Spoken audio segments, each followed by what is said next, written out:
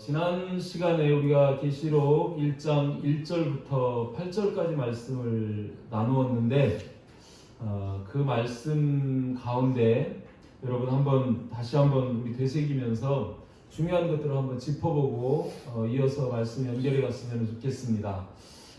먼저 이 요한계시록은 처음 시작이 예수 그리스도의 계시라 이렇게 시작이 되죠.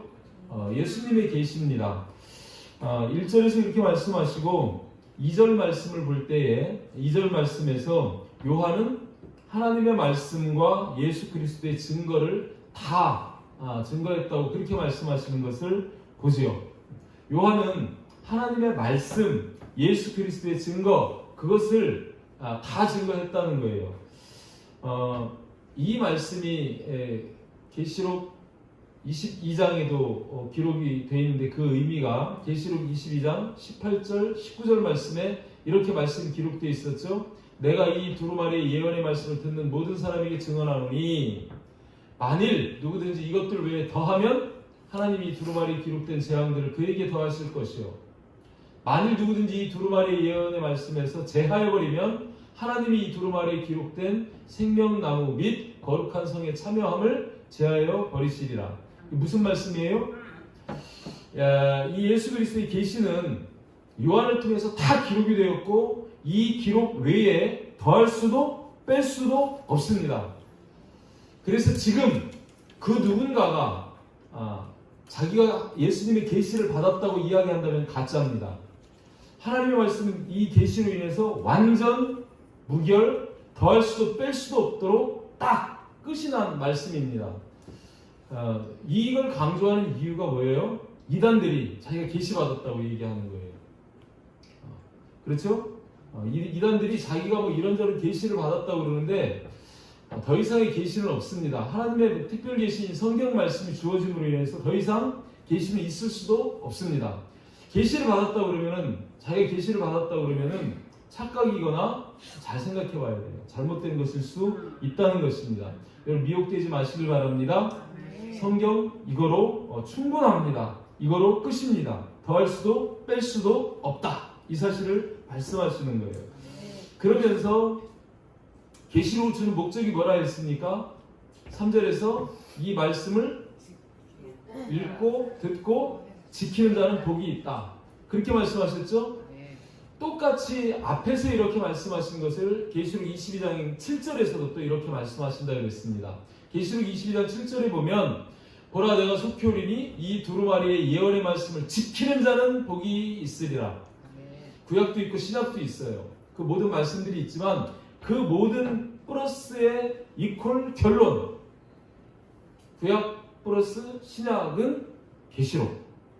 그래서 이 계시록 말씀에 모든 것이 함축되어 있습니다. 이 말씀을 읽고 듣고 지키는 자. 이제 22장에서는 읽고 들었으니까 뭐만 남아요? 지키는 것만 남습니다. 지켜서 복 있는 자 되시기를 주님의 이름으로 축복합니다. 한 가지 더 중요하게 우리가 또 봐야 되는 게 4절 말씀이었죠. 4절 말씀에 보면 볼지어다 그가 구름을 타고 오시리라 이런 말씀이 있었죠. 그것을 각 사람이 보겠고 그때 땅에 있는 모든 족속은 애곡하리라 그런 말씀을 하셨습니다. 예수님은 다시 오실 때 어떻게 오신다고요? 구름 타고 하늘로부터 강림하십니다. 아멘? 이 땅을 밟고 있는 어떤 사람이 자기가 예수라 그러면 진짜입니까? 가짜입니까? 가짜입니다. 가짜입니다. 주님은 공중으로 강림하시고 우리를 들어 올리셔서 공중에서 주를 영접하게 하신다고 그렇게 말씀하시죠? 지상의 예수라고 주장하는 그 모든 것들은 다 가짜라는 사실을 여러분 기억하시기를 바랍니다. 그럴 수 없습니다. 이렇게 앞에서 말씀을 하셨는데 이제 본문에서는 요한이 예수 그리스도의 음성을 듣고 또 요한이 들은 예수님의 음성과 또 요한이 본 예수님의 모습 그것을 증언하는 내용이 9절부터 이제 10절까지 말씀이에요. 먼저 요한이 자기소개를 합니다. 9절 말씀에 보면 나 요한은 너희 형제요 이렇게 말씀해요. 나 요한은 너희 형제라고 이렇게 말씀합니다. 사도 요한이 우리의 형제래요. 그러면서 뒤에 말씀을 하시는데, 여러분 사도 요한과 저희가 형제 맞습니까? 맞아요? 아니에요? 저와 여러분 형제 맞아요? 하나님 안에서는 모두가 다 형제 자매입니다. 아멘? 그래서 사도 요한이 형제라고 이야기를 해요. 나는 너희의 형제다, 이렇게 이야기를 합니다. 형제의 조건이 뭘까요? 주님이 말씀하십니다. 주님이 마태복음 12장 50절 말씀에 보면 거기에서 주님이 형제된 조건을 이렇게 말씀하세요. 누구든지 하늘에 계신 내 아버지의 뜻대로 하는 자가 내 형제요, 자매요, 어머니, 이렇게 말씀하셔요. 어떻게 하는 자가요? 아버지의 뜻대로 하는 자가 형제라고 이렇게 말씀합니다. 예수님이 하신 말씀이에요. 밖에 부모, 어머니와 형제들이 와 있다고, 누이가 와 있다고 그럴 때 주님이 하신 말씀이에요. 형제의 조건은 뭐냐면 아버지의 뜻대로 행할 때 형제입니다. 그리고 요한도 아버지의 뜻대로 행하고 저와 여러분들도 아버지의 뜻대로 행하는 자입니다. 아멘? 근데 그 뜻이 뭐냐면 요한이 여기에서 이렇게 얘기해. 예수의 환난과 나라와 참음에 동참하는 자라. 예수의 환난과 나라와 참음에 동참하는 자라. 요한이 그렇다는 거예요. 그럼 저와 여러분들도 동참해야 되겠죠? 아멘? 환난을 겁내면 안 됩니다. 하나님의 나라를 우리는 구해야 하고, 또 주님도 참았고, 또 이 요한 예수님의 제자들도 다 참았던 것처럼 저와 여러분들도 참아야 합니다. 아멘? 그리고 또 뭘 말씀하셔요? 하나님의 말씀과 예수를 증언했다는 거예요. 하나님의 말씀과 예수를 증언했다. 저와 여러분들에게 있는 지상 최대의 사명은 예수님 증언하는 겁니다. 예수님의 증인되는 겁니다. 아멘? 이 본질을 잃어버리면 안 돼요. 여러분, 저와 여러분들의 삶의 목적이 사실은 이거에 있습니다. 아멘? 하나님 가장 기뻐하시는 일이고, 우리가 필생의 사명으로 완수해야 하는 일, 주께 받은 사명, 곧 복음을 증거하는 일, 그 일을 위해서, 그 사명을 위해서 내 생명조차 조금도 귀한 것으로 여기지 아니하였다는 이 바울의 고백처럼 곧 그리스도의 복음, 그 복음을 증언하는 일, 그것이 우리에게 사명인 줄 믿으시길 바랍니다. 그럴 때 우리가 바로 요한의 형제가 되는 거예요. 바울은 디모데에게도 디모데후서 1.8절에서 그렇게 말씀하죠. 너는 나와 함께 복음을 위하여 고난을 받으라, 이렇게 말씀합니다. 예수 믿는다는 것은 여러분 단순히 예수 믿고 이 지상에서 복 받고 잘 산다, 그것은 1차적인 것이 궁극적으로는 아니에요. 성숙한 믿음이라면 우리는 고난도 두려워하지 않아야 할 줄 믿습니다. 이렇게 요한은 예수의 환난 나라 참음에 동참하는 자고, 또 하나님의 말씀과 예수를 증언하였으므로 그 결과 반모라 하는 섬에 갇혀 있었다는 거예요. 반모라 하는 섬. 이 반모라 하는 섬은 에베소에서 이 동서쪽으로, 남서쪽으로 한 90km 정도 이렇게 떨어져 있는 에게해에 있는 바위섬이에요. 바위섬. 40평방 킬로미터 정도밖에 안 되는 그리 큰 섬은 아닌데, 이 바위섬이어서 거기에서 돌을 떠왔어요. 채석장이 있는. 그래서 죄인들을 유배시켜가지고 거기에서 채석장에서 일을 하게 하는 그런 곳이었습니다. 바울도 그곳에 유배에 가가지고 1년 8개월 동안 전승에 의하면 그런 일들을 한 거예요. 도미티아누스 황제 때 그때 잡혀가가지고 반모섬에서 그런 강제 노동을 이렇게 하다가 18개월 정도 지난 뒤에 네르바 황제 때 다시 네르바 황제가 즉위하면서, 왕들이 이렇게 하면은 즉위하면서 이렇게 특사, 그죠? 기념해가지고 이렇게 석방하는 그런 일이 있는데, 그때 석방돼가지고 에베소로 왔다가 거기에서 2-3년 더 실무하고 서기 100년 정도, 그때 이제 죽은 걸로 전승에 그렇게 기록되고 있습니다. 저와 여러분들 때로는요 이런 반모섬 신앙이 필요합니다. 하나님과 고난 속에 하나님을 독대하는 시간, 이런 시간이 사실 필요한 거예요. 여러분 가만히 생각해 보세요. 여러분들이 배불러요. 모든 게 잘 돼요. 부족한 게 없어요. 그럴 때 하나님 찾아지던가요? 하나님 만나지던가요? 쉽지 않죠? 그런데 정말 전후 좌우 도움 받을 곳이 아무것도 없어요. 정말 힘들어요. 주님이 아니면 안 되는 그런 시간, 딱 그런 시간에 우리가 주님을 갈망할 때에 주님이 우리를 만나 주십니다. 지금 이 요한도 그런 상황 속에서 주님의 계시를 받는 거예요. 아멘? 싫죠? 외로운 거 싫죠? 고독한 거 싫죠? 그런데 때로는 일부러라도 여러분 고독해지시길 바랍니다. 주님 앞에 온전히 세상 바라보지 말고 주님만 바라보는 이런 신앙이 필요하다는 거예요. 가끔씩은 그런 시간이 필요합니다. 성경에서도 보면 가만히 한번 성경에 있는 인물들을 한번 생각해 보세요. 모세도 한번 생각해 보시죠. 모세가 왕궁에 있을 때 하나님의 음성 들은 게 아니죠. 그가 미디안 광야를 홀로 헤매고 있을 때, 그죠? 그 왕자였던 그 신분, 그것을 다 이제 내려놓고 홀로 쓸쓸히 그 미디안 광야에서 자기 양떼도 아닌 장인의 양떼를 치면서 살고 있는 그 모세, 얼마나 외롭고 힘들었겠습니까? 그 시간이 얼마나 고독하고 그랬겠습니까? 그런데 그때 호렙산에서 하나님을 만납니다. 아멘? 모세만 그런 게 아니죠. 엘리야도 마찬가지입니다. 엘리야도요, 이 이세벨이 죽인다고 달려드니까 도망가잖아요. 도망가가지고 저 호렙산 굴에 혼자 있을 때 거기에서 주님을 만나고 환상을 보게 됩니다. 주님의 음성을 듣습니다. 에스겔도 마찬가지고요. 에스겔도요, 바벨론에 포로로 잡혀가가지고 포로로 있을 때 거기에서 주님 만납니다. 다니엘도 마찬가지예요. 다니엘도 바사의 포로로 잡혀가가지고 그곳에서 신앙은 있지만 이 신앙을 어찌할 바 몰라 하고 오직 주님만 바라보며 기도할 때 그에게 하나님이 임하시는 거예요.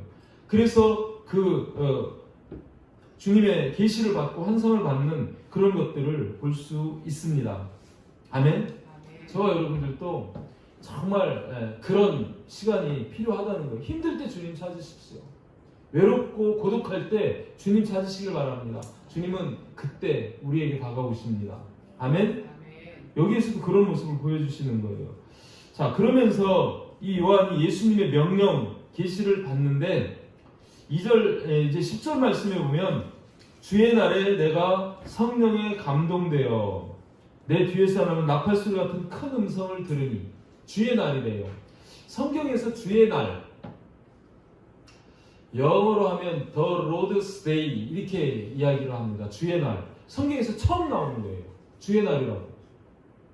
이 주의 날이라는 단어가 주일이라는 표현인데 사실 이 표현이 나오고 2세기경에 이제 토요일 날이 아닌 주의 첫날이, 주의 날이 이제 우리가 예배드리는 주일이 됩니다.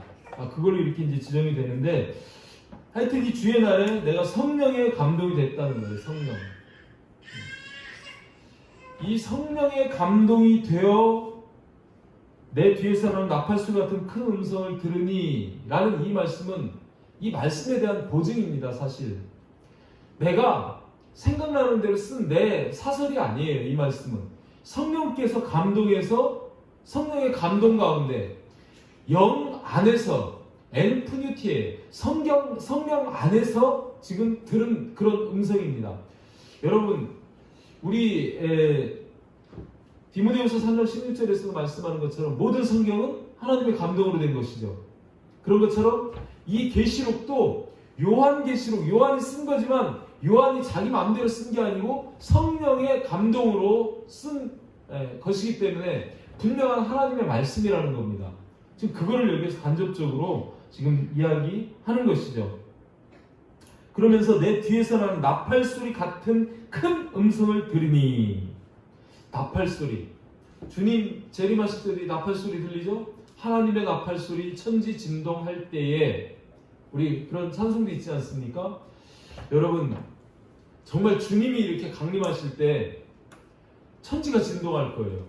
하나님의 나팔소리, 그 막 엄청난 그 나팔소리에 온 땅에 막 지축이 뒤흔들리는 그런 큰 나팔소리가 들릴 겁니다. 아멘? 그런 하나님의 나팔소리 같은 그런 음성을 들었다는 거예요. 그러면서 11절에 이르되, 그 성령이 이제 말씀하시는 거예요. 이르되 내가 보는 것을 두루마리에 써서, 내가 보는 것을 두루마리에 써서 에서버두 사빌라 등 7 교회에 보내라, 이렇게 말씀하셨다는 거예요. 내가 보는 것을 두루마리에 써서 에베소, 서머나, 버가모, 두아디라, 또 사대, 빌라델비아, 라오디게아 등 7 교회에 보내라, 이렇게 말씀하셨다라는 겁니다. 일반적으로 이 소아시아를 여행하면, 에베소에서 출발하면은요, 여기에 나와 있는 그런 순서로 에게해를 따라서 해변으로 이렇게 돌다가 내륙으로 싹 들어오는 그런 코스예요. 그런 코스로 지금 순서대로 그렇게 기록을 했는데, 여기에서 7 라오디게아 등이라는 글자가 하나 붙어 있어요. 등. 7 교회면 7 교회인데 왜 거기다 등이라고 붙여놨을까요? 여기에서 7 교회를 이미 얘기했으면 그냥 라오디게아 7 교회에 보내라 하면 될 텐데, 거기에 등이라고 써놓은 이유가 뭐냐면, 이 말씀이 바로 7 교회를 지상의 모든 교회로 표현하는 그런 말씀이기 때문에 그렇습니다. 전에도 말씀드렸습니다. 여러분, 성경의 숫자에 상징적인 의미들이 다 담겨져 있죠. 자, 한번 따라서 해보시기 바랍니다. 1, 2, 3, 4, 6, 7, 10, 12.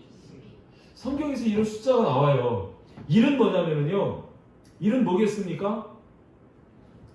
1은 하나님이에요. 하나님에서 유일수예요. 1은 유일수. 기억하시길 바래요. 둘이 나와요. 성경에서 두 사람을 보내고 두 사람의 입을 통해서 증언을 듣고 하는, 이 둘은 증거수예요. 증거수. 둘은, 그죠? 항상 두세 사람의 증인으로 증거를 하기 효력이 있습니다. 그죠? 둘은 증거수예요. 3은요, 삼위일체 하나님의 완전수예요. 삼위일체. 4는요, 앞으로 이제 여기서 나오는 것들을 여러분 이해하려고 그러면 숫자의 상징적인 걸 알면 이해가 빨라요. 4는 뭐겠습니까? 땅의 수입니다. 사방, 동서남북. 사방, 그래서 4는 땅의 수예요. 땅의 수. 그죠? 5는 없어요. 5는. 성경에 5이라는 숫자는 잘 안 나와요. 6은 뭐겠습니까? 6은요, 7 완전수에서 하나가 빠진 거예요. 부족한 수예요. 이게 2단수예요. 끝은 아니에요. 그래서 이게 사탄의 수예요. 사탄의 수, 사람의 수, 부족한 수, 불완전한 수, 그런 숫자가 6입니다. 미완성의 숫자죠. 그럼 7은 뭐겠습니까? 7은 몇 더하기 몇입니까? 3 더하기 4. 3은 뭐랬어요? 삼위일체 하나님. 4는요?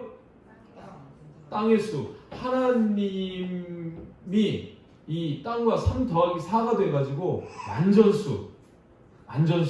그래서 7은 완전수. 모두를 표현하는 올, 전체, 이런 의미가 담겨져 있는 지상의 완전수, 이게 7입니다.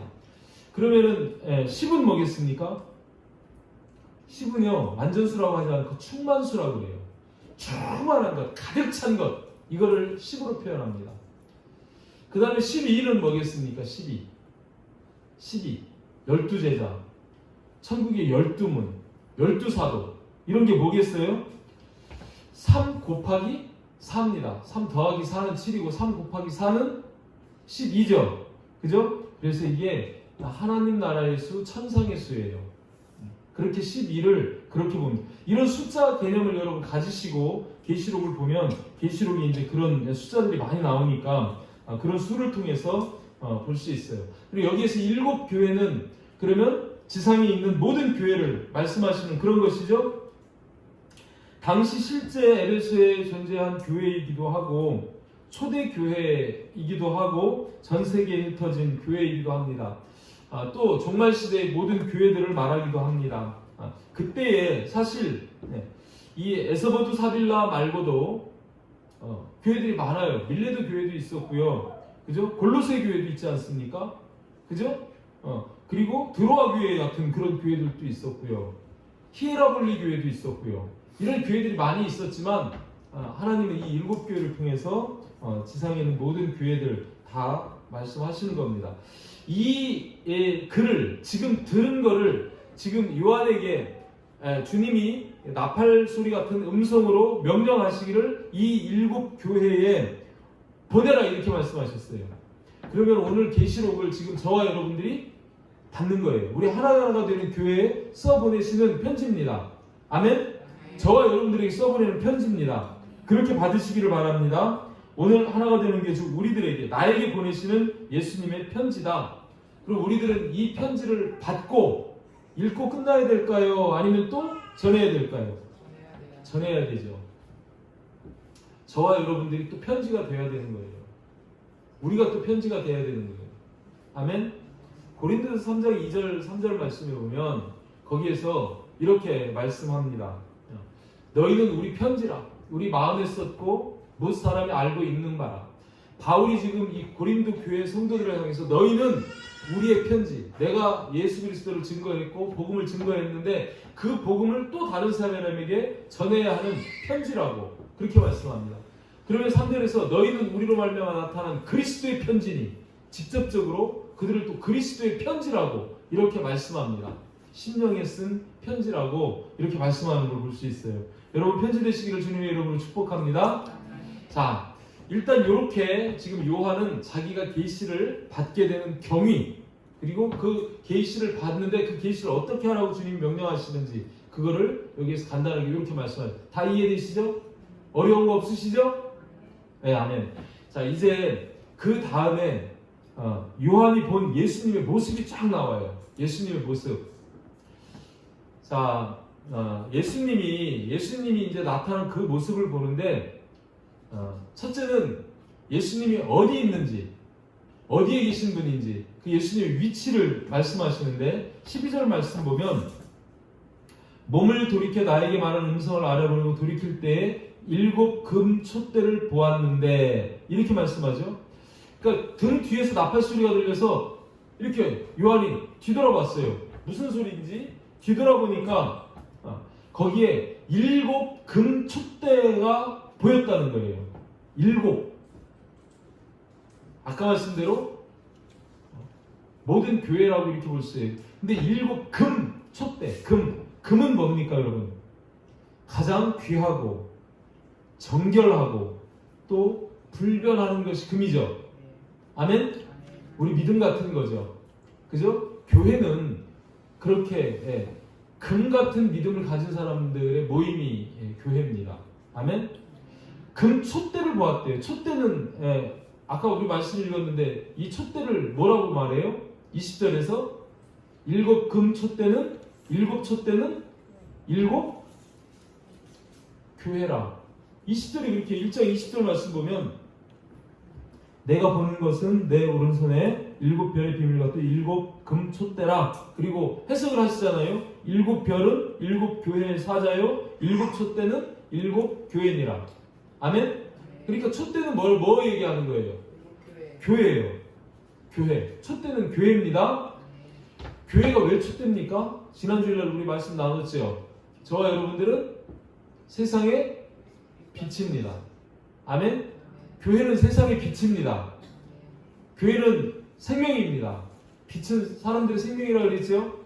교회는 사람들에게 생명이고 영생을 주는 곳이에요. 그래서 이 촛대, 빛을 발하는 촛대로 이렇게 말씀하는 걸 볼 수 있습니다. 이해되시죠? 네. 졸리시나요? 아니요. 안 졸리시죠? 네. 눈을 부릅뜨시길 바랍니다. 자, 이제 본격적으로 요한이 본 예수님의 모습, 여러분 형상을 제가 이 그림을 띄우려다가 안 띄웠어요. 그림을 유심히 보니까 조금 인터넷에 나와 있는 그림이 제가 원하는 그림하고 좀 달라. 그래서 안 띄웠어요. 여러분 괜히 헷갈릴 것 같아가지고 이 지금부터 말씀하는 이 요한이 본 이 예수님의 모습을 여러분 마음판에 새기실 수 있기를 바랍니다. 쉬워요. 재밌어요. 자, 먼저 보면 자, 예수님이 계신 곳이 어딘지 13절 말씀 볼까요? 13절 말씀에 보면 촛대 사이에 인자 같은 이가, 이런 표현이 있죠. 촛대가 뭐랬습니까? 교회. 7교회. 지상의 모든 교회. 그러니까 예수님이 촛대 사이에 있다는 거예요. 촛대들 사이. 이건 무슨 말씀이냐면 예수님은 교회를 두루 살피시는 분, 촛대 사이를 돌아다니시는 분, 그죠? 온 지상의 모든 교회들을 돌보시고 보호하시는 분, 그게 예수님이에요. 교회는 예수님의 몸 아닙니까? 예수님이 교회의 머리시잖아요. 그러니까 예수님은 지상에 있는 모든 교회들을 살피시고 돌보시고 그 촛대 사이에 거니시는 분이에요. 아멘? 주님이 어디 사이에 계신다고요? 어디에 계신다고요? 교회에 있습니다. 교회 사이에 계십니다. 지금 주님은 우리가 항상 함께 하시라고 말씀하셨죠? 우리 하나가 되는 교회만 함께 하시고 요 위에 하시나요? 거기하고도 함께 하시죠? 모든 교회와 함께 하시는, 그래서 지상에 있는 모든 교회를 돌보시고 돌아다니시면서 살피시는, 보호하시는 교회의 머리 되신 분, 그분을 표현하는 것을 여기에서 촛대 사이에 있다고 이렇게 말씀하는 거예요. 이해되시죠? 자, 그 다음 예수님이 계신 위치를 여러분 봤습니다. 두 번째, 예수님의 옷 13절에서 어떤 옷을 입고 계셔요? 발에 끌리는 옷. 이 옷이 이 뒤에까지 이렇게 쭉 내려와가지고 옷이 이렇게 발에 끌린다는 거예요. 이런 옷을 누가 입습니까? 제사장이 입어요. 레위기서에 보면, 레위기서의 6장 10절에 보면은 이 제사장이 세마포 긴 옷을 입는다고 이렇게 말씀합니다. 그러니까 여기서 이 긴 옷, 발에 끌리는 옷을 입었다는 것은 예수님이 대제사장이시라는 거예요. 예수님의 신분을 지금 말씀하는 거예요. 예수님이 대제사장인 것을 발에 끌리는 걸로 이렇게 표현을 합니다. 예수님 대제사장 맞습니까? 그럼 대제사장에서 긴 옷 입으시겠죠? 끌리는 옷? 네, 그 표현이에요. 자, 그 다음에 가슴. 예수님의 가슴에 뭐가 있어요? 금띠를 뗐어요. 금띠. 이 금띠는 누가 띠는 거예요? 왕이 띠는 거예요. 그러니까 예수님은 만왕의 왕이시라는 겁니다. 그거를 이렇게 얘기하면 쉽죠? 이해되시죠? 이따 다 물어볼 거예요. 이따 물어볼 거예요. 또 여러분 그림을 그리셔. 지금 진짜 예수님이 계신데 지금 긴 옷을 입고 계셔. 그리고 주변에 막 촛대가 쫙 있는데 그 촛대 사이에 계시고 긴 옷을 입고 계신 거예요. 그리고 그 긴 옷을 입었는데 가슴에는 금띠를 이렇게 딱 띄고 계시는 거예요. 그죠?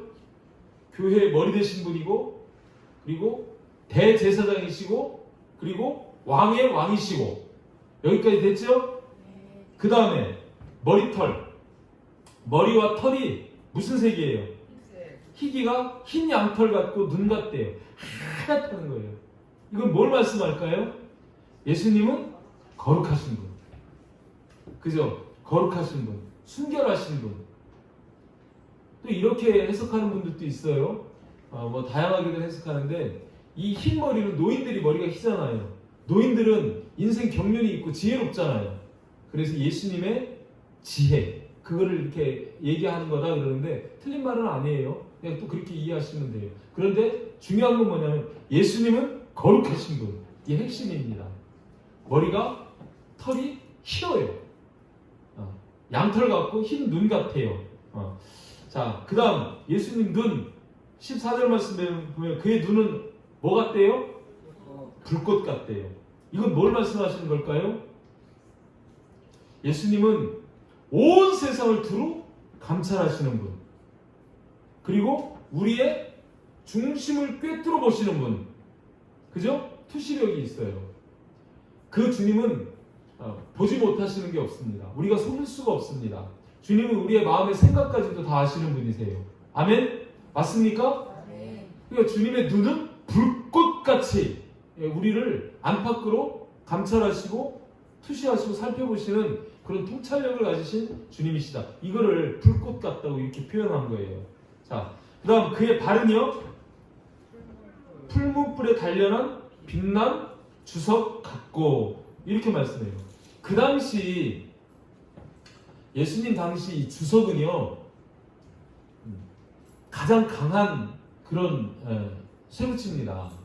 그죠? 그래서 성경에 그런 표현이 나오죠. 이 발로 질그릇 밟듯이 또 포도주 틀을 밟듯이 그렇게 하시지 않습니까?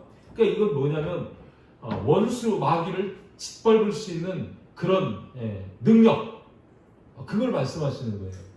그러니까 주님의 발은 그냥 나무발이나 갈대발 같은 그런 게 아니고 그런 주석 같은 발이셔야 맞겠죠. 그죠? 그런 거예요. 그런 거를 표현하는 것이 이 주석 같다고 그렇게 말씀합니다. 다니엘서 10장 6절 말씀에 보면 거기에서 나온 말씀을 따온 거예요. 거기에서 예수님을 표현하면서 그의 눈은 횃불 같고 그의 팔과 발은 빛난 놋과 같고 뭐 이런 표현들을 하는 것을 볼 수 있습니다. 하여튼 예수님의 발은 뭐 같다고요?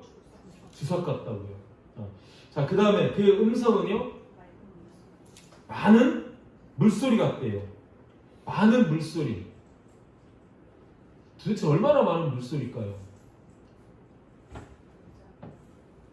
막 여러분 막 높은 곳에서 엄청난 폭포가 막 떨어지면 그 물살을 거슬러 올라갈 수 있을까요? 거역할 수 있을까요? 거역 못하죠. 하나님의 말씀은 절대로 아무도 거역을 못합니다. 아멘? 거역할 수 없는 그런 말씀이고요. 이런 해석도 해요. 많은 물, 노아 홍수 때 많은 물, 그런 의미도 있겠죠. 그래서 많은 물소리 같았다는 것은 뭐 심판도 얘기하는데 아니요. 여기에서 심판을 거기다 넣을 이유는 없는 것이 그 다음에 심판하시는 그런 모습이 나오기 때문에 이것을 심판이라고 해석하기는 조금 무리가 있을 것 같아요. 하여튼 불가항력인 말씀, 거역할 수 없는 말씀으로 이렇게 이해를 하는 것이 음성이니까 그렇게 이해하는 것이 좀 더 합리적일 것 같아요. 자, 그러면서 또 오른손에는 뭘 들고 계세요? 7별. 7별은 뭐라고요? 일곱 별이 교회예요? 촛대가 교회지. 7별은 20절에서 뭘 했어요? 네? 20절과 하반절에 보면 거기 답이 나오잖아요. 7별은 7교회의 사자. 그러니까 별은 뭘 말씀하는 거예요? 사자. 그러니까 여러분 별 얘기가 앞으로도 나와요. 이 별은 뭐냐면 하나님의 사자예요. 하나님의 사자를 이야기하는 거예요.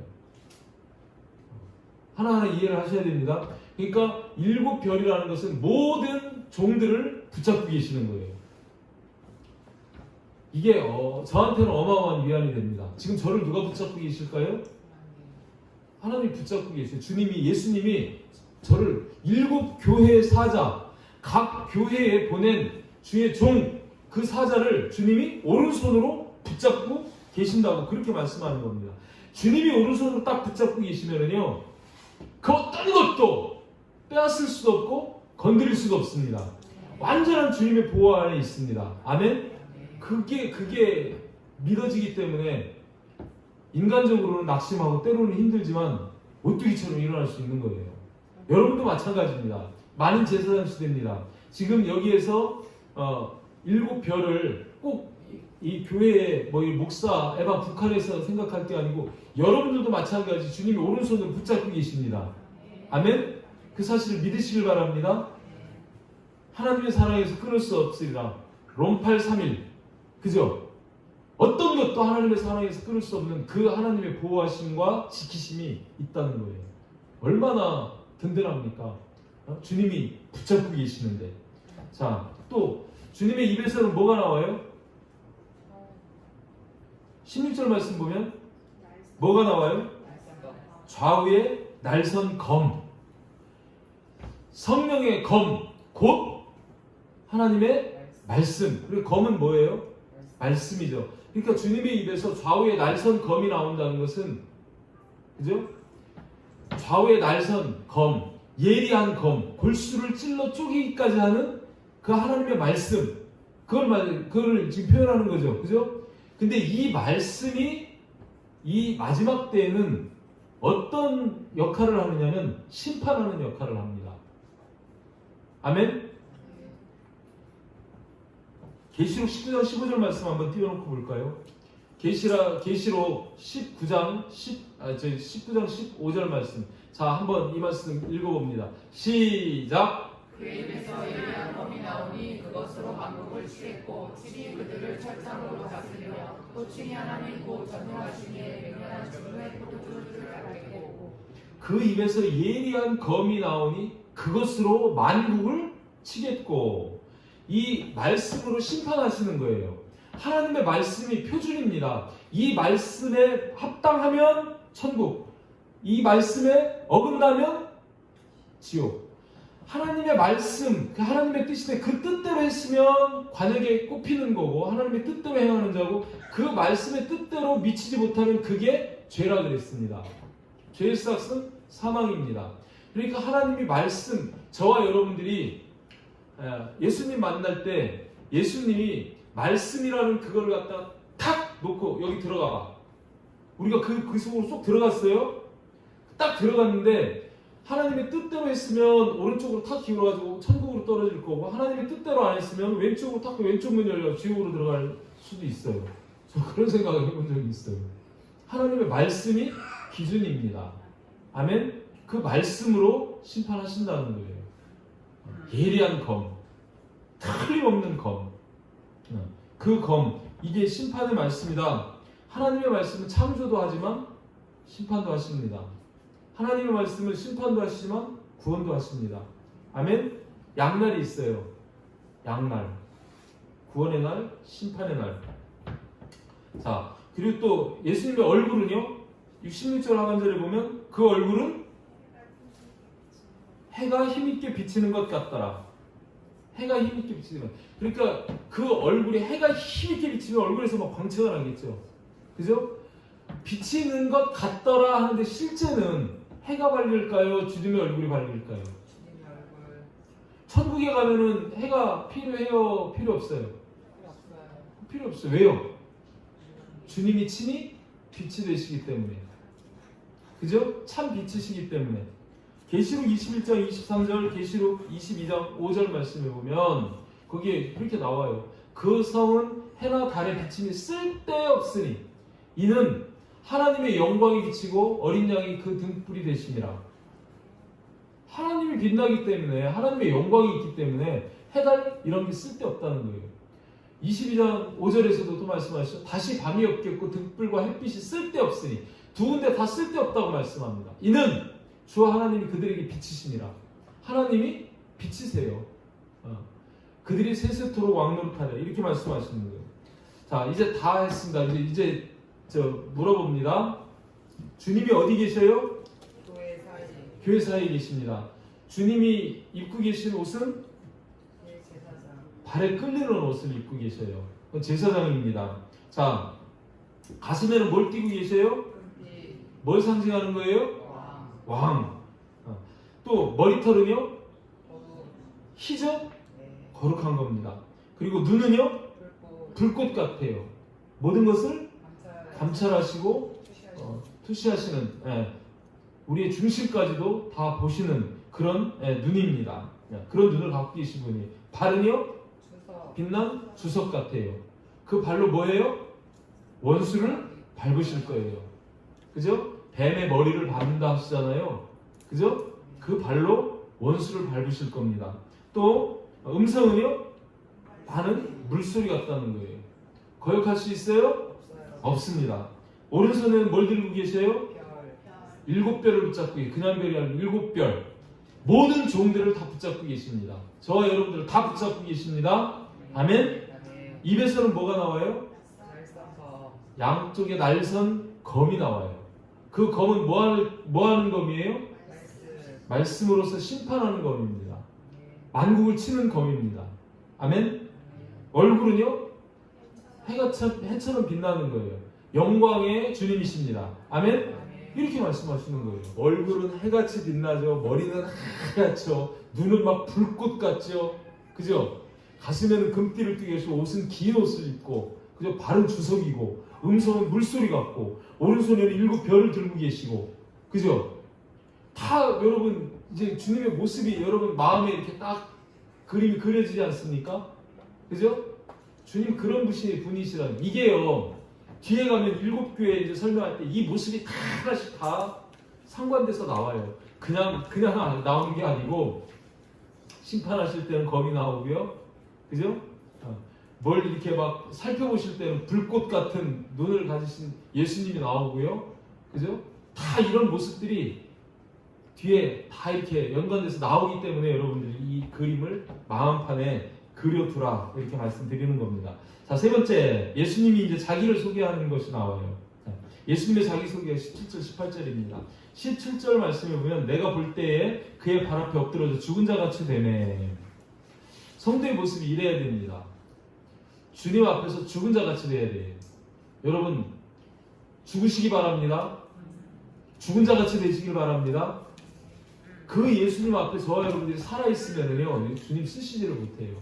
주님이 쓰시려고 그러면 죽은 자 같아야 주님이 마음껏 씁니다. 근데 우리가 살아있으면 주님이 이거 하라고 그러는데 싫어요. 저거 하라고 그러는데 싫어요. 이러잖아요. 근데 죽으면 주님이 시키는 대로 합니다. 그죠? 살아있는 나무는 기둥으로 절대로 못 써요. 그걸 잘라가지고 바짝 말려야 그 다음에 주님이 마음껏 쓸 수 있습니다. 변형이 안 일어나요. 그래요. 우리의 모습도 주님 앞에 이렇게 죽은 자 같아야 합니다. 그러면 그가 오른손을 우리에게 얹어주십니다. 그죠? 죽은 자같이 되매 그가 오른손을 내게 얹고 이르시되 두려워하지 말라 하면서 나는 처음이요 마지막이니. 이런 표현. 예수님의 자기 소개를 하는 거예요. 나는 처음이요 마지막이다. 앞에 1장 8절에서도 그런 말씀이 있었죠. 나는 알파와 오메가라. 이제도 있고 전에도 있었고 장차 올 자라. 이런 말씀이 있었는데 예수님이 나는 처음이요 마지막. 이게 무슨 말씀이에요? 예수님이 처음이라는 것은 창조주라는 의미고요. 마지막이라는 것은 뭐겠습니까? 마지막에 심판하시는 분도 예수님, 구원하시는 분도 예수님. 그죠? 마지막도 예수님이 주관하시는 그런 분이시다라는 겁니다. 그래서 이 말씀을 볼 때에 저와 여러분의 인생의 시작이 누구로부터 시작되겠습니까? 누구에게서 끝이 나겠습니까? 예수님에게서 끝나는 거예요.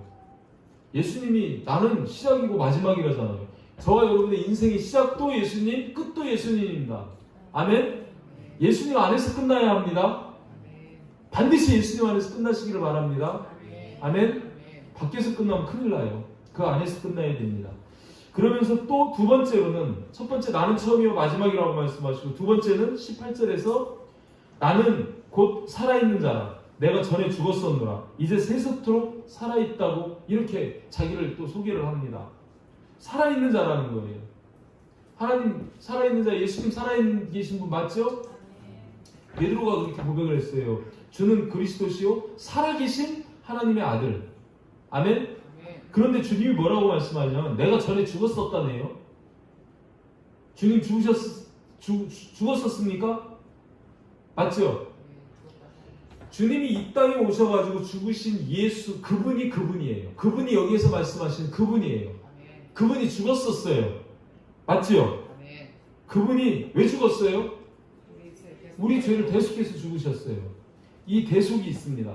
그런데 그분이 뭐라고 말씀하시냐면 이제 세세토록 살아있다는 거예요. 전에 죽었었는데 이제 살아있다는 거는 부활하셨다는 말씀이죠? 다시 사셨다는 말씀이죠? 그래서 이 예수님 안에는 뭐가 있습니까? 대속이 있고 부활이 있습니다. 아멘? 주님 지금 그거 말씀하세요. 나는 너희 죄를 대속한 자요. 나는 부활이다. 나는 생명이다. 나는 곧 부활이요 생명이니 이렇게 말씀하시는 거를 이렇게 돌려놓으신 거예요. 지금 예수님 우리 죄를 대속하신 분, 예수님은 우리에게 부활의 첫 열매가 되신 분. 아멘? 그래서 우리가 그걸 믿는 거 아니에요. 뭘 믿습니까? 예수님의 대속과 부활을 믿는 거예요. 그게 믿음이에요.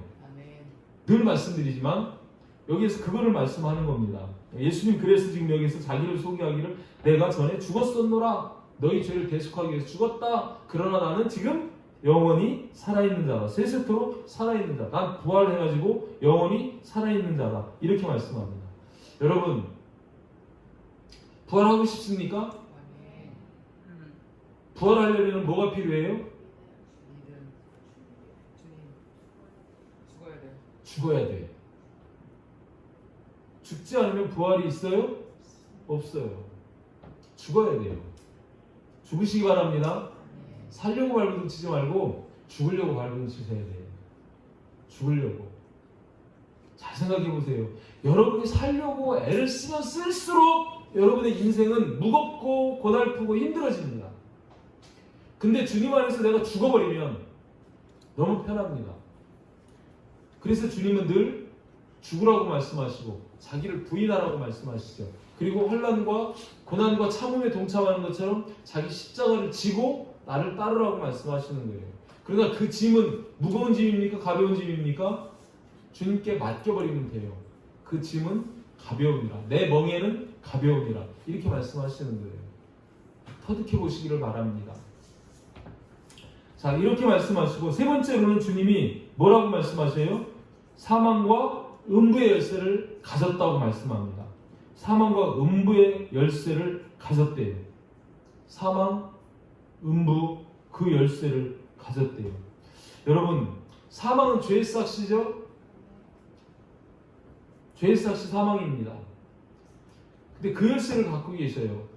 지옥에다 보낼 수 있는 지옥문도 갖고 계시고 음부의 문도 음부의 열쇠. 음부는 어디를 음부라고 해요? 지옥이 음부입니까? 지옥 가기 전 대기 장소예요. 낙원과 음부가 있고 천국과 지옥이 있습니다. 죽은 사람들이 대기하는 곳이 낙원. 예수 안에서 죽은 자들은 낙원. 예수 안 믿고 죽은 자들은 음부. 그죠? 주님이 오셔서 심판하셔야 지옥 가고 천국 가는 거예요. 아멘? 아무도 몰라요. 근데 함부로 죽은 사람들 향해서 지옥 갔다 천국 갔다? 엄밀한 의미에서는 그게 아니에요. 주님 오셔서 마지막 때 죽은 자들을 부활시키고 영접해서 천국에 데리고 가셔야 천국 가는 거예요. 아멘?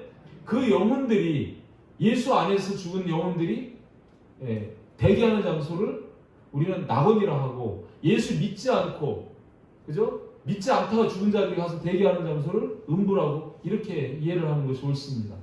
아멘? 그 열쇠를 가졌대요. 자, 그런데 지지난주에 천국 열쇠는 누구한테 주셨어요? 교회에 주셨잖아요. 너는 베드로라. 내가 이 반석 위에 내 교회를 세우리니 음부의 권세가 이기지 못하리라. 이렇게 말씀하시고 그게 마태복음 16장 18절 말씀인데 16장 19절에서 천국에 대한 말씀, 네가 땅에서 매면 하늘에서도 매일 것이요. 그죠? 천국 열쇠를 내게 주리니 이렇게 말씀하셔요. 그죠? 천국 열쇠를 교회에 주셨다는 거예요. 저와 여러분들 어마어마한 열쇠를 지금 받아가고 계신 겁니다. 이게 무슨 얘기예요? 여러분들이 천국의 문을 열어줄 수도 있고 안 열어줄 수도 있어요.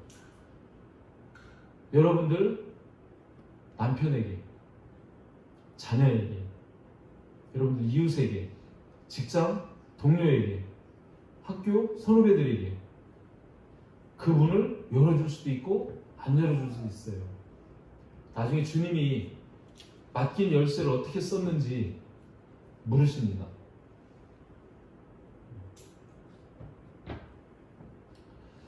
또 예수님은 다윗의 열쇠를 가지시니라고 구약에서 그렇게도 말씀하시죠. 이사야서 22장 22절에서 다윗의 열쇠를 가지시니라고 하는데 계시록 3장 7절에서도 다윗의 열쇠를 가지시니라고 이렇게 표현이 나와요. 열 수도 있고 닫을 수도 있는 분이라고 그렇게 말씀하는 것을 볼 수 있습니다. 그러면서 예수님께서 이제 요한에게 자기의 모습을 다 보여주시고 중요한 10가지의 모습을 보여주신 거예요. 그리고 지금 자신의 소개를 나는 처음이요 마지막이다. 나는 살아있는 자라. 전에 죽었었다. 이제 새 세토로 살아있다. 그리고 나는 사망과 음부의 열쇠를 가졌다. 이 세 가지를 지금 요한에게 이야기하면서 지금 이제 한 가지 명령을 합니다.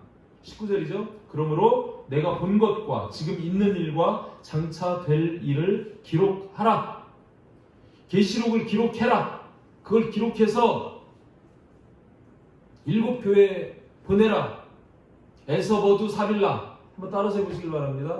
에서버두 사빌라.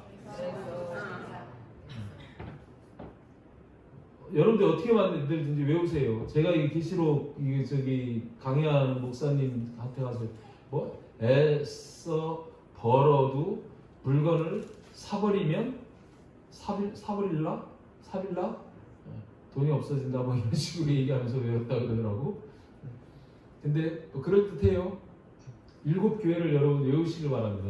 이제 이거 외워두시면 이제 뒤에 2장 3장에서 각 교회에 이렇게 하시는 말씀들을 통해 가지고 그 핵심 요점들을 탁탁 이렇게 연결시켜 갈 수 있어요. 그래서 자기 모습을 돌아볼 수 있습니다.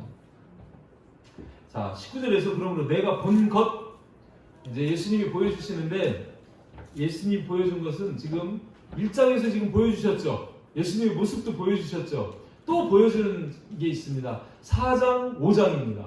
4장, 5장에 가면 예수님이 요한에게 또 보여줘요. 그래서 본 것이 있어요. 보는 것이 있어요. 그리고 지금 있는 일, 이거는요, 지금 소아시아에 있는 7 교회에 해당되는 말씀이 7 교회는 지금 있지 않습니까? 그죠? 7 교회는 있잖아요. 그 7 교회에 대한 말씀이 2장 3장이잖아요. 그래서 지금 있는 일은 2장 3장이에요. 그리고 1장, 4장, 5장은 네가 본 거. 그리고 2장, 3장, 그 사이에 2장, 3장은 지금 있는 일. 그리고 그 나머지 장차 될 일이 6장부터 22장까지입니다. 그것이 장차 될 일입니다. 네가 본 것은 예수 그리스도고 지금 있는 일은 예수님이 7 교회에 하시는 말씀이고요. 장차 될 일은요. 예수 그리스도의 재림이 초점입니다. 대충 그렇게만 알아두시면 돼요. 자, 그러면서 마지막입니다. 마지막 이 계시록의 비밀 20절에서 말씀합니다. 내가 본 것은 내 오른손에 7별의 비밀과 또 7 금촛대라. 7 별은 7 교회의 사자요 7 촛대는 7 교회니라. 이렇게 말씀하셔요. 계시록의 비밀은 크게 말하면 2가지입니다. 뭐냐면 예수 그리스도. 계시록이 밝히는 것은 예수 그리스도예요. 예수 그리스도의 계시죠. 예수 그리스도가 어떤 분인지를 가르쳐주는 것이 이 계시록의 비밀 중에 하나입니다. 또 하나는요, 교회입니다. 교회. 7 금촛대 교회. 이 교회인데 교회를 굳이 나누면 사자와 성도 둘로 나눌 수 있죠. 이 교회에 보낸 사자가 있고, 그죠? 아까 오른손에 붙들고 있는 7 별 사자가 있고, 교회는 여러분 성도들이잖아요. 그죠? 그 성도들에 대한 이야기예요. 이 계시록의 핵심은 그래서 예수 그리스도와 성도들이에요. 크게 볼게요. 성도, 교회. 이 2가지에 대한 말씀이 이 계시록의 말씀입니다. 그러니까 우리가 이 말씀을, 계시록의 말씀을 잘 새겨 들으면 예수님을 잘 알 수 있어요. 그리고 성도됨을 잘 알 수 있어요. 그게 이 계시록의 핵심입니다. 그것에 대해서 보충으로 여러분 말씀을 보면 하나님의 비밀은 뭘까요? 하나님의 비밀이 예수 그리스도입니다. 골로새서 2장 2절에 나오죠. 골로새서 2장 2절 마지막 말씀 한번 띄워볼까요? 자, 한번 읽어보시기 바랍니다. 시작!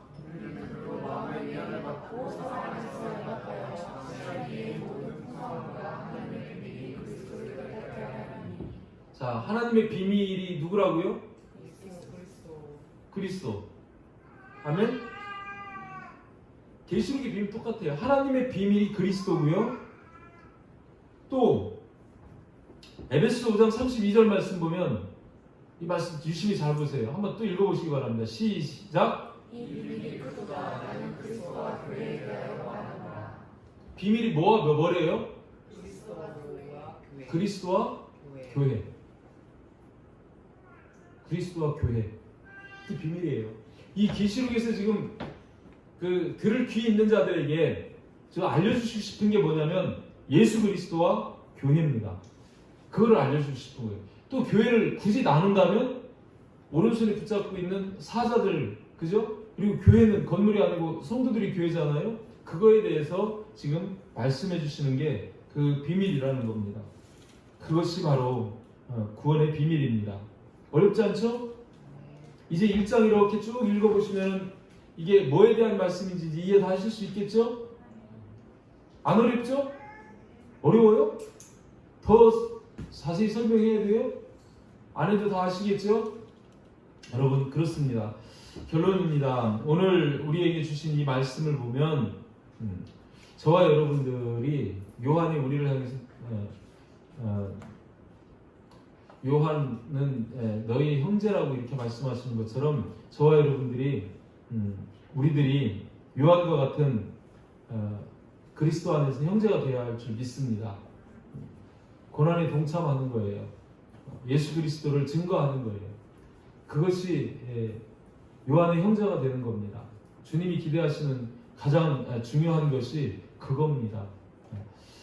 또 한 가지는 예수 그리스도의 모습이었죠. 예수 그리스도의 모습을 마음에 새기시기를 바랍니다. 계신 곳이 어딘지, 어떤 옷을 입고 계신지, 가슴에는 뭘 띠고 계신지, 머리털은 무슨 색이었는지, 또 눈은 어땠는지, 발은 어땠는지, 음성은 어땠는지, 오른손에 들고 계신 건 뭔지, 입에서는 무엇이 나오는지, 얼굴은 어떠한지, 요 10가지예요. 요 10가지를 여러분 마음속에 이렇게 그려주시면 좋겠어요.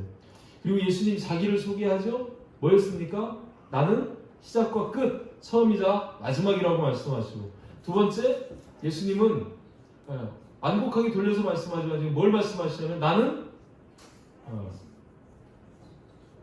죄를 대속한 자요 부활이라 이거를 말씀하시죠. 그리고 영존하시는 분이라고 그렇게 말씀합니다. 또 세 번째는요, 나는 사망과 음부, 천국의 열쇠를 가진 자다. 오직 나만이 천국과 지옥을 결정할 수 있다. 그 사실을 말씀하는 겁니다. 그러면서 이제 앞으로 펼쳐가야 할 미래, 이제 2장부터 펼쳐가야 할 본 것과 있는 일과 장차 될 일, 이 사실에 대해서 말씀하시면서 통째로 이 계시록에 담겨져 있는 비밀의 두 가지 큰 축, 핵심이 뭐냐면 그리스도와 교회, 이거에 대해서 말하겠다. 이거를 예고하시는 겁니다. 그게 지금 1장까지 있는 이 말씀이에요. 1장은 계시록 22장까지 전체의 서론인데 이 서론에서 지금 그런 것들을 다 이렇게 두루두루 이렇게 살펴주신 겁니다. 예수 그리스도와 교회에 주목하시기를 바랍니다. 아멘. 이제 다음 시간부터 이렇게 이제 펼쳐가는데 예수 그리스도와 교회 이 두 가지 축을 잊지 마시길 바랍니다. 그것에 대해서 말씀하실 건데 여러분이 기억하시고 오늘 주신 말씀을 붙잡고 정말 이 마지막 시대에 주님이 꼭 우리에게 알려주시고 싶어 하시고 또 우리가 듣고 또 보아야 할 말씀 또 깨닫고 지켜야 할 말씀으로 이 계시록의 말씀을 주시는데 여러분 들을 귀 있는 자가 돼서 잘 들으시고 지켜서 복 있는 자 되시기를 주님의 이름으로 축복합니다.